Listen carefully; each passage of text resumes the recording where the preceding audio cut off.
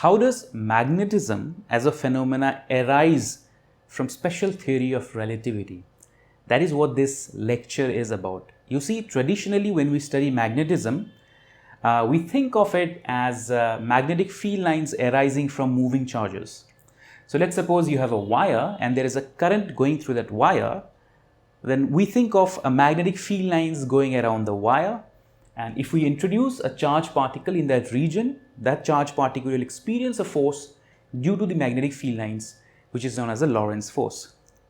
Now let us keep this concept aside for a moment, because what I'm going to demonstrate to you is that the same force arising out of magnetism can be explained by something else.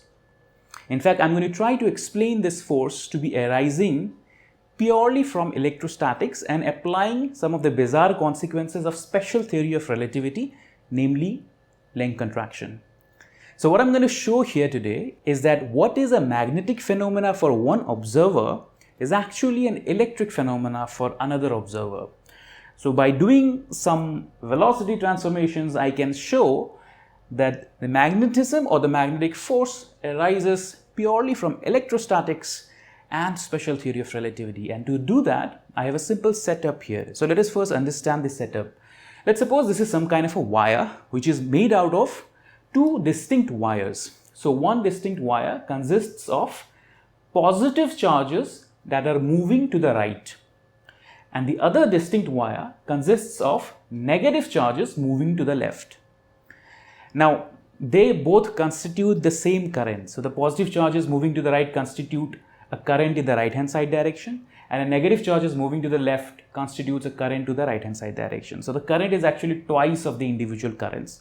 However, the reason I have taken these to be separate or distinct charges is because I want to look at the effects of special theory of relativity on the motion of these charges in a very minute manner. In fact, you don't need to necessarily take two distinct lines. What you can do is you can just consider the motion of electrons and you can consider the positive charges to be at rest, and even in that situation you will come up with the same conclusion. But here I am considering two distinct wires, positive charges going to the right and negative charges going to the left, constituting a current of twice lambda V naught. What is lambda and what is V naught? So lambda is the linear charge density of these charges. So the positive charges moving to the right and the negative charges moving to the left, let's suppose that they have a linear charge density of lambda and equal to each other. The charge density means the number of charges per unit length.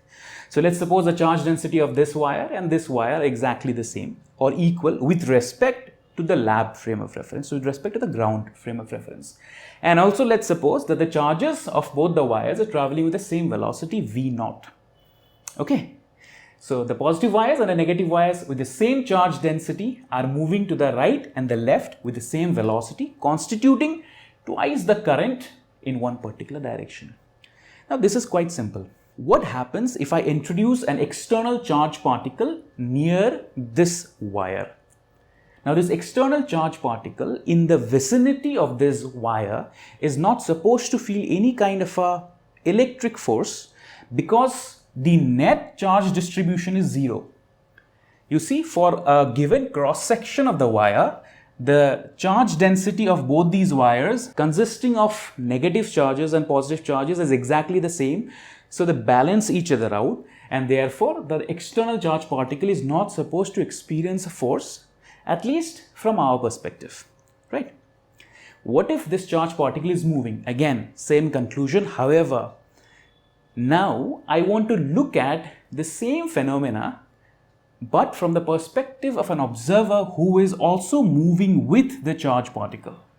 So from the perspective of the lab or the ground frame of reference, this moving external charge particle is not supposed to experience an electrostatic attraction or repulsion because the net charges in the cross section of the wire is exactly equal. So the wire itself is neutral. However, if I look at this whole phenomena from the perspective of the charge particle, what is going to happen? So let's imagine for a moment that there is an observer who is also moving along with the charge particle with a velocity of u. So v here is the velocity of the charges in the current carrying wire, while u is the velocity of the external charge particle in that particular region. Now we know from relativity that if you are looking at velocities of moving objects from the perspective of a moving observer, then we can apply the relativistic velocity transformation equations. So if I apply the relativistic velocity transformation equations,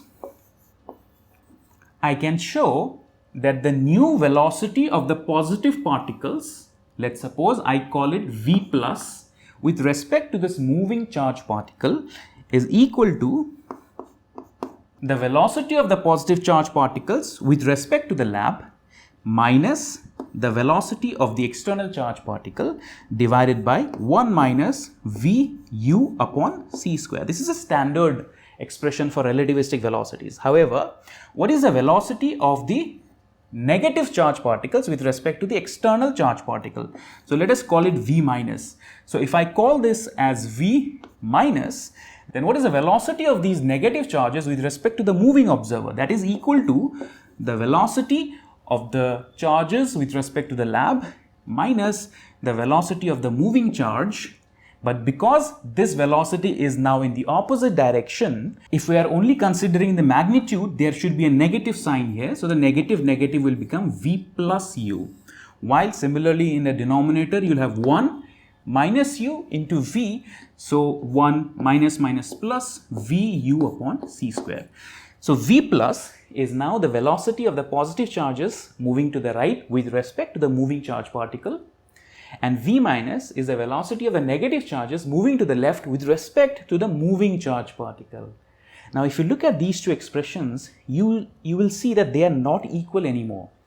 With respect to the ground frame, the velocity of the positive charges and the negative charges, at least in magnitude, were same, even though they were moving in opposite directions. But now, the positive charges and negative charges are moving in opposite directions, but the magnitude of the velocities are not same anymore. In fact, if you look at the expression here, what you will see is that V minus is actually greater than V plus. And what is the consequence of that? The consequence is that the charge densities of the positive and the negative wires are not the same anymore. You see, because of the velocities, the distance between the charges, the lengths between the charges are going to experience some sort of a length contraction or Lorentz contraction. Because of the difference in velocities, the amount of Lorentz contraction that takes place for both the positive and the negative charges will be different. So let me draw the charges and their densities a bit and then I'll explain. So as you can see here, because of the velocities of the negative charges and the positive charges being different, the distances between consecutive charges experience different kinds of contractions.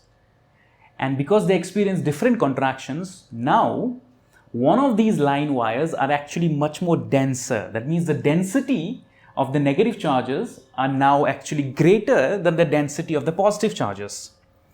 This very bizarre consequence arises as a result of the length contraction effect of special theory of relativity. But what is the consequence of this length contraction? The consequence of this length contraction is that now a cross section of the wire has non-zero net charge. Earlier, with respect to the ground frame of reference, a cross section of the wire had zero net charge, equal positive charges and equal negative charges, so it was neutral. Therefore, an external charge particle should not experience a force. But now, when I look at the same phenomena from the perspective of a moving observer, one of the wires has greater density of charges compared to the other, because of which the cross section of the wire contains some net negative charges, because of which this external charge particle should feel some sort of a force. You see what's happening? With respect to the ground observer, there should be no force, but with respect to the moving observer, there should exist a force. So this force, which exists from the perspective of this particular observer, is purely electrostatic in nature, but we can show that the moment we do a transformation from this observer to the rest observer, it will turn out to be exactly the same as what we know of before, what we kept to the side as magnetism. So let me show that to you. So as I said, that if there is a particular distance between these charges, let's suppose I call that distance as del L, all right. Now the distance between these two charges for both the line wires are actually the same, because this is also lambda and this is also lambda, the linear charge density. But right now the distances are not same. So let's suppose the distances between the negative charges are known as del L minus, and the distances between the positive charges we call as del L plus. Now what is the formula for the length contractions? The distances between the positive charges, which is del L plus, is actually equal to the original distance between the positive charges in the lab frame of reference, which was del L multiplied by root over 1 minus the velocity, the new relativistic velocity v plus square upon c square. While on the other hand, the new distance between the negative charges with respect to the moving observer, which is del L minus, is actually equal to del L, the original distances, multiplied by root over 1 minus v minus square here. Okay, v minus square upon c square, because this is the velocity of the negative charges in the new frame of reference. So what happens to the charge density? So the charge density was initially lambda. So what is lambda? Lambda is the number of charges per unit length. Now because the lengths between the consecutive charges has changed, the charge density also will be different. So let's suppose the charge density of this wire is lambda plus, and the charge density of this wire is lambda minus. So what is lambda plus and lambda minus here? We can see that lambda plus is nothing but just simply equal to the original charge density upon root over 1 minus v plus square upon c square, and lambda minus is nothing but the original charge density upon root over 1 minus v minus square upon c square. But what is this lambda naught? You see, so this is something kind of interesting here, because the moment you look at the charge density from a particular reference frame, it changes. So for example, if we are looking at the charge density from the lab frame of reference or the ground frame of reference, they turn out to be lambda, equal for both the line wires. What if we look at the same charge density with respect to an observer who is also traveling with the charges inside the wire? Now that is slightly different, right? That is actually lambda naught. What is the relationship between lambda and lambda naught? Well, again, similar in the sense that what you can say as that lambda is equal to lambda naught upon the velocity here is v, which is root over 1 minus v square upon c square.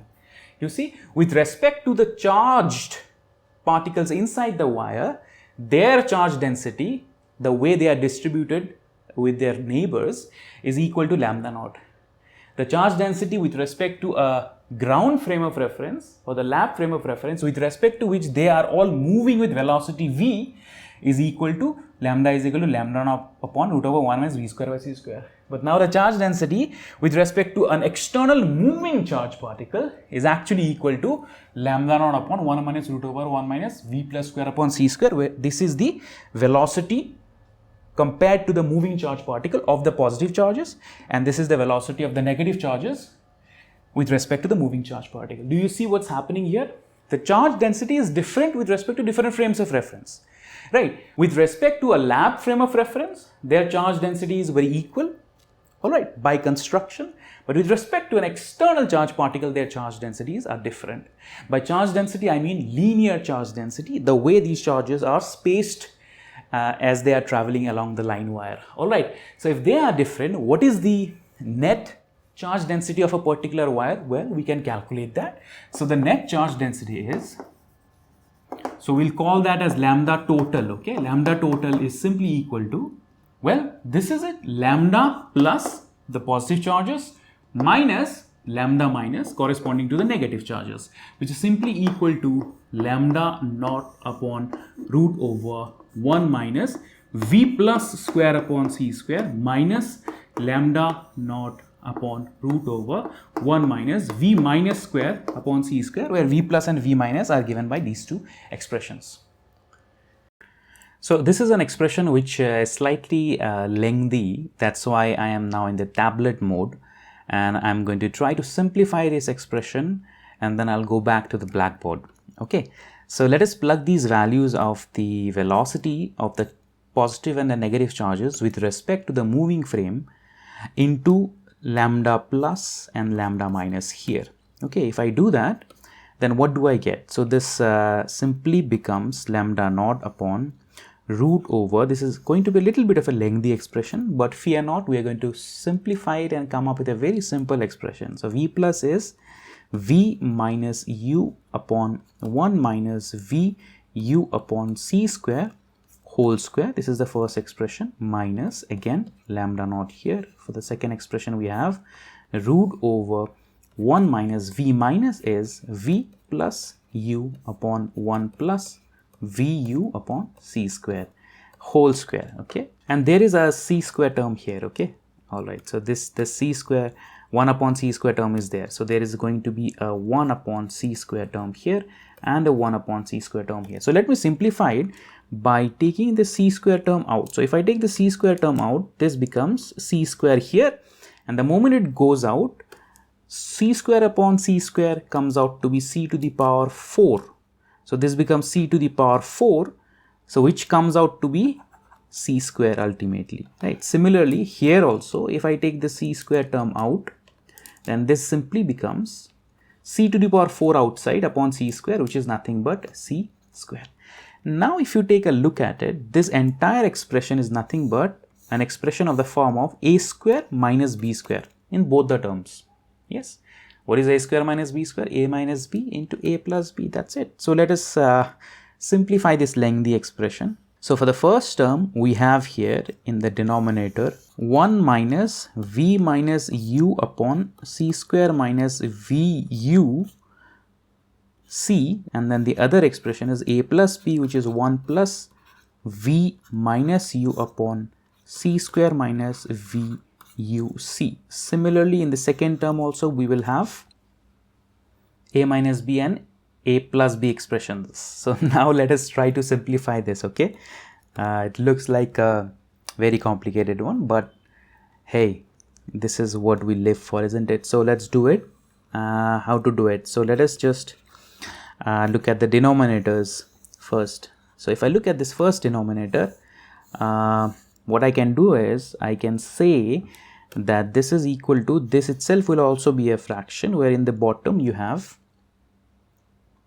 and in fact let me take that to the numerator. Okay, here I am going to write C square minus VU minus VC minus plus UC. Okay, this is one term, and the denominator will actually go to the top, and this is going to become root over C square minus VU, but since another term is going to come from here, the root will cancel out. So let us look at this particular term here. So this is going to be C square minus VU plus VC minus UC. Okay, and similarly here also we can do the same thing.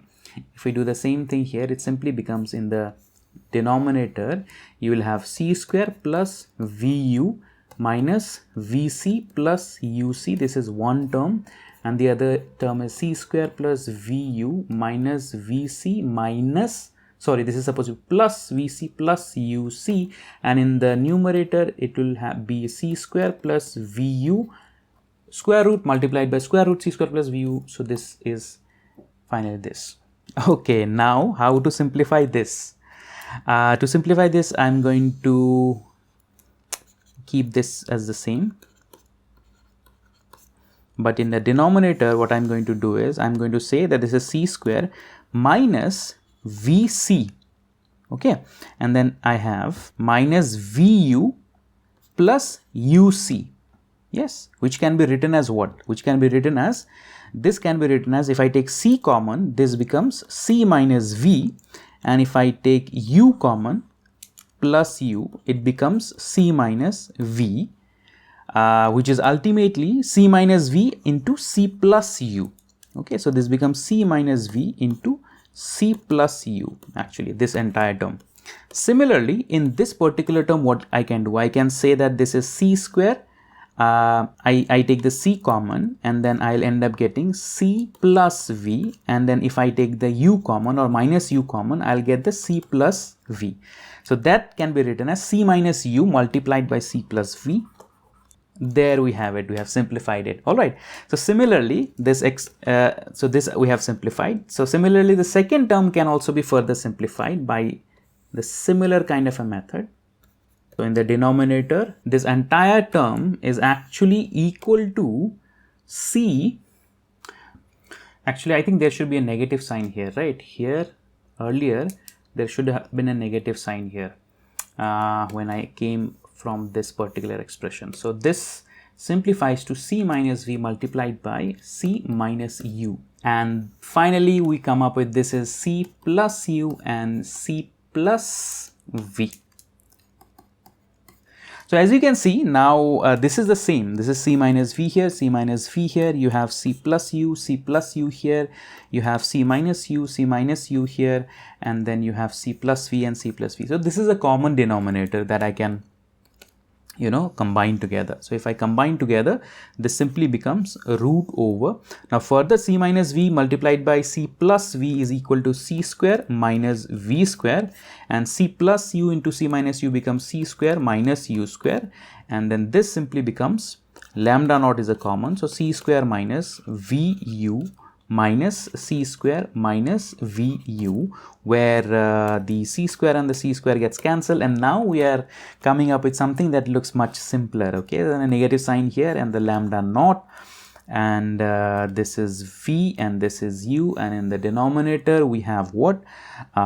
In the root over, if I take the C square out of it, this becomes 1 minus V square upon C square, and if I take the C square out here, this becomes 1 minus U square upon C square. So finally we come up with something that resembles something that we can use. So this becomes lambda naught VU upon C square root over 1 minus V square upon C square multiplied by 1 minus U square upon C square. And there should be twice. There should be twice here. Yeah, there should be twice. So this is what it is. This is the total charge density with respect to the moving observer. The total charge density with respect to the moving observer turns out to be a non-zero quantity. So this is the lambda total. Now let's go back to the board. So the sum of lambda plus minus lambda minus comes out to be this much, which is non-zero, right? This is non-zero. So for the ground frame of reference, the net charge density is 0. So therefore, there is not supposed to be any kind of an electrostatic force with external charge particle. But now for the moving charge, there is a non-zero charge density, which means that it will experience some kind of a electric field, or it will experience some kind of a force correspond to a electric field, right? So what is the electric field corresponding to this kind of a line charge density? All right, so I'm going to call that as E dash, because E dash is with respect to the moving observer. So electric field corresponding to a lambda total of this much, basically a line wire having this much charge density, is actually equal to lambda total upon twice pi and the distance between the wire and the charge particle. Okay, so I've kept that distance as x.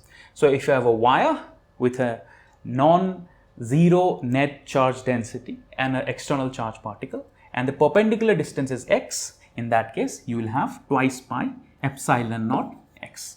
So if there is a non-zero electric field now experienced by this moving charge because of this wire, there must be a force, an electrostatic force. So what we are going to say that as, so let's suppose that electrostatic force is equal to what?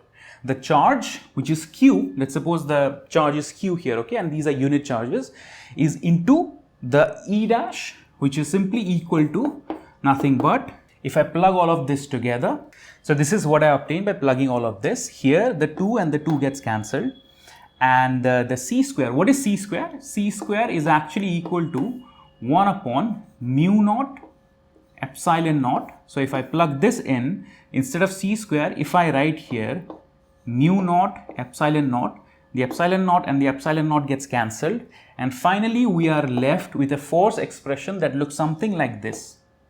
So this is the force expression for the force experienced by the charged particle because of the presence of an external wire from the perspective of a moving observer.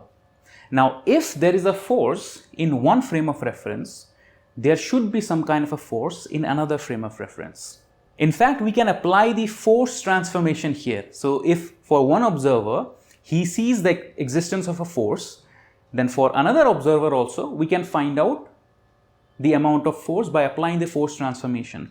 Without going too much into detail, here, if the force is actually acting perpendicular to the direction of motion of the charges, so the nature of the force transformation is the force experienced by the moving frame, or rather the force experienced by the charged particle in the moving frame, which I'm going to call as F dash, is actually equal to the force experienced by the charged particle in the ground frame, which I'm going to call as F, divided by root over 1 minus u square upon c square. By the way, this is only the force along the perpendicular direction. Okay, this is not the general force transformation. Only for the forces acting in the perpendicular direction to the relative motion. In that case, this is true. All right. So that means there is a force which exists in the moving frame of reference. So there must be a force in the rest frame of reference. So what is that particular force? So if I find out what F is, okay. So if F is the force that is supposed to exist in the rest frame of reference, F is equal to F dash multiplied by this. But what is F dash? F dash is equal to this. So root over 1 minus u square by c square multiplied by this expression, this cancels the denominator term here. So finally I end up getting the expression minus q lambda v u mu naught upon pi x. Now what is lambda v here? Lambda v here is current upon 2. By the way, this is v, okay? This is not v naught. This is v. This is the velocity at which the charged particles are moving with respect to the lab. So lambda v is equal to the current upon half. So this can be simplified further by saying that so force experienced by the charged particle from the perspective of a ground frame of reference is minus q u, and inside bracket you have mu naught I upon twice pi x. So what is this expression? What is this expression?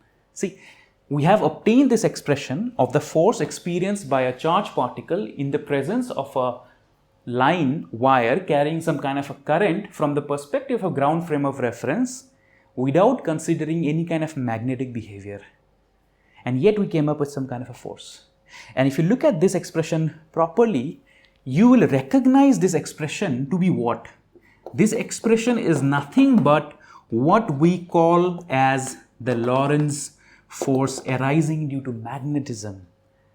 See, if there is a line wire with a current and there's an external charged particle, then the charged particle experiences a magnetic field due to that line wire carrying some kind of a current, and that magnetic field has a value of mu naught I upon twice pi x, where x is the distance of the charged particle from the wire.